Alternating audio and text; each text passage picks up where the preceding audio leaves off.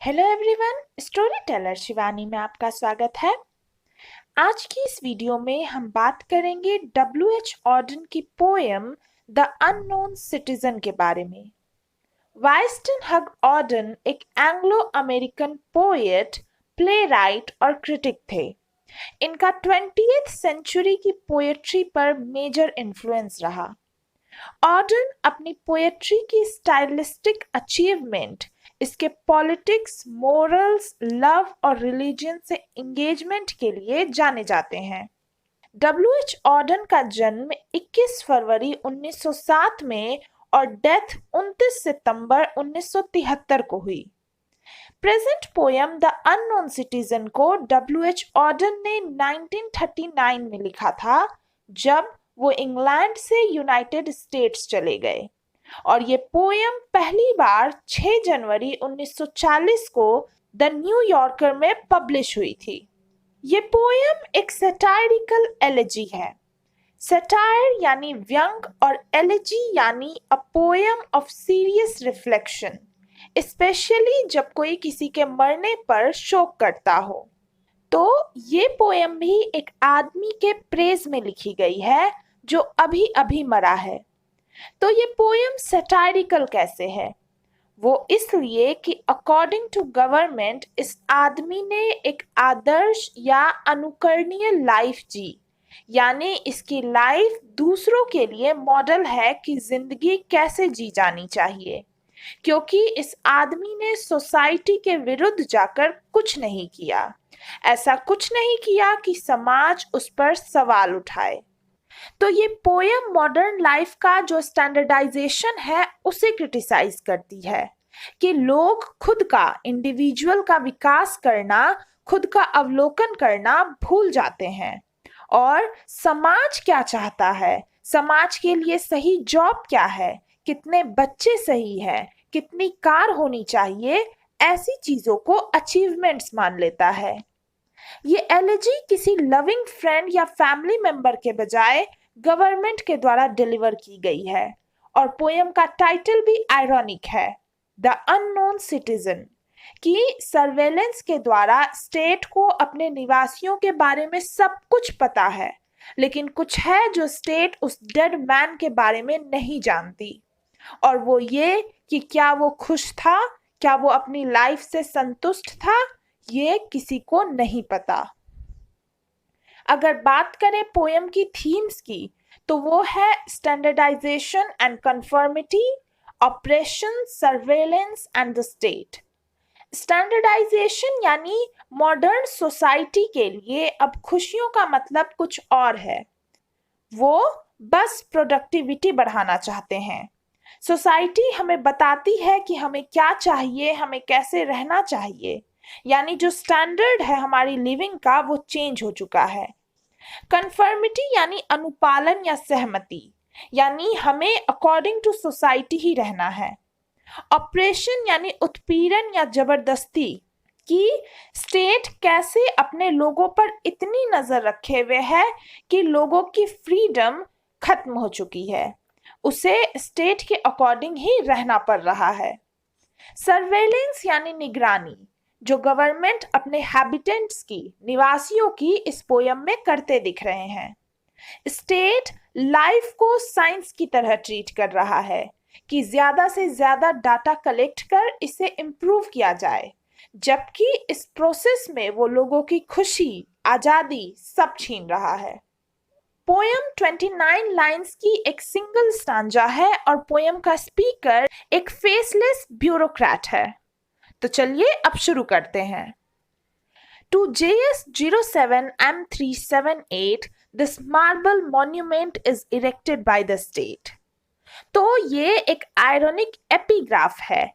Epigraph यानी short quotation जो किसी टेक्स्ट की शुरुआत में होता है।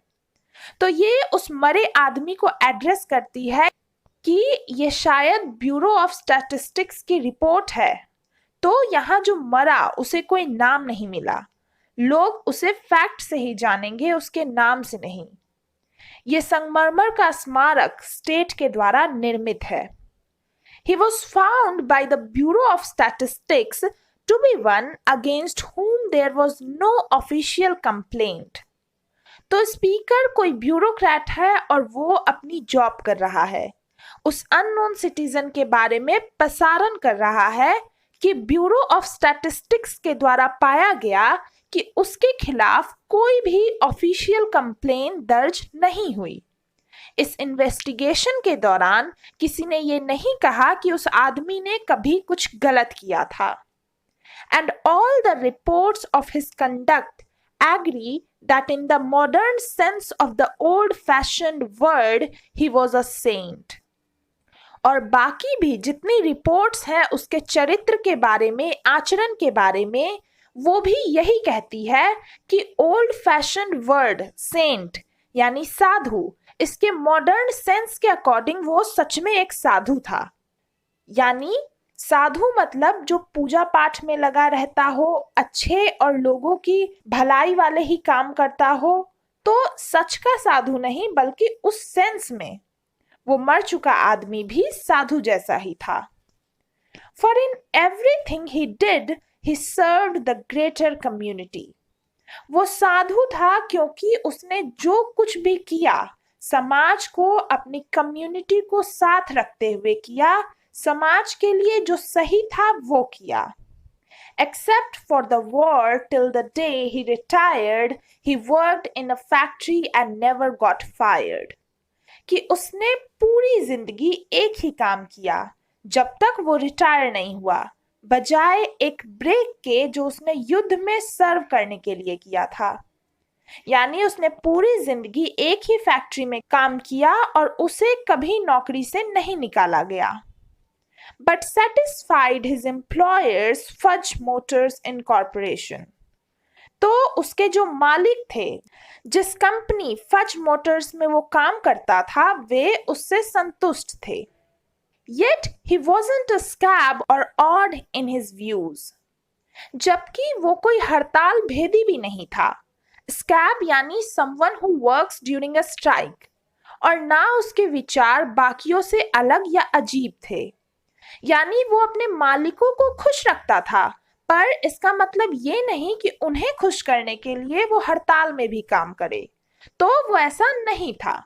For his union reports that he paid his dues. क्योंकि उसकी यूनियन रिपोर्ट्स बताती हैं कि उसने अपने सारे कर्ज चुकाए, कुछ बकाया नहीं रखा। Our report on his union shows it was sound. और हमारी जो रिपोर्ट है उसकी यूनियन की, वो दिखाती है कि ये सही है। तो यूनियन रिपोर्ट एनुअल रिपोर्ट होती है कि जिसमें किसी ऑफिसर की सैलरी, उसके एक्सपेंसेस, यूनियन लोन्स, इन्वेस्टमेंट इत्यादि का ब्यौरा रहता है। And our social psychology workers found that he was popular with his mates and liked a drink. कि और हमारे जो सोशल साइकोलॉजी वर्कर्स हैं, जो ये ध्यान रखते होंगे कि किसी आदमी की सामाजिक जिंदगी कैसी है, लोगों से संबंध कैसे हैं, उन्हें भी ये पता चला कि वो अपने दोस्तों के बीच पॉपुलर था, यानी एक अच्छा साथी था। दोस्त उसके साथ रहना पसंद करते थे और उसे एक ड्रिंक यानी शराब पीना भी पसंद था। तो इंग्लिश कल्चर में शराब पीना कोई खराब बात नहीं है। The press are convinced that he bought a paper every day. और ऑफिशियल मीडिया के अकॉर्डिंग भी, जैसा कि प्रेस वाले विश्वास दिलाते हैं कि वो रोज एक न्यूज़पेपर लेता था। And that his reactions to advertisements were normal in every way. और पेपर में जो प्रचार छपते थे, एडवर्टाइजमेंट रहते थे, उस पर भी उसका रिएक्शन एकदम हर तरीके से नॉर्मल होता था।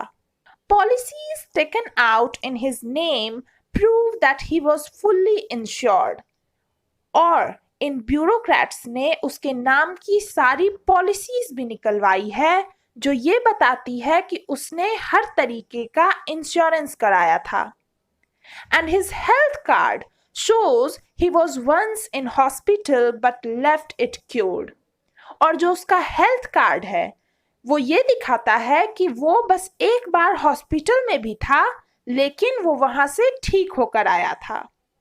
Both producers research and high grade living declare. तो अब कुछ डिपार्टमेंट्स बांटे गए हैं जो किसी इंसान की लिविंग के स्टैंडर्ड को डिसाइड करते हैं, प्रोड्यूसर्स रिसर्च और high grade living.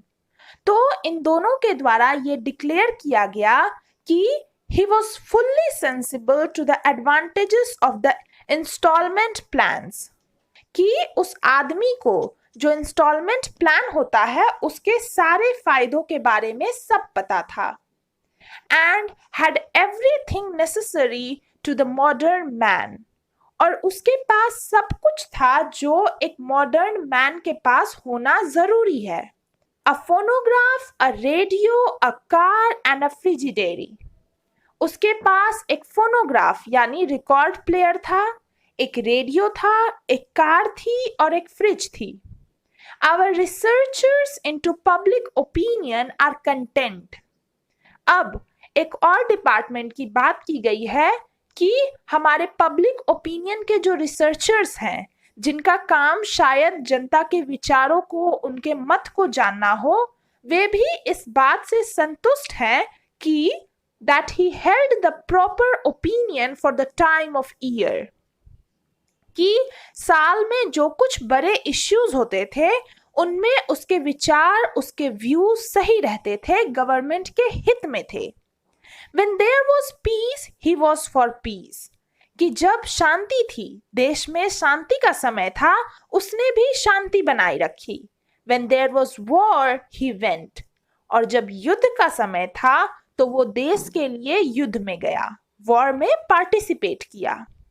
He was married and added 5 children to the population. वो शादीशुदा था और उसके 5 बच्चे थे, which our eugenist says was the right number for a parent of his generation.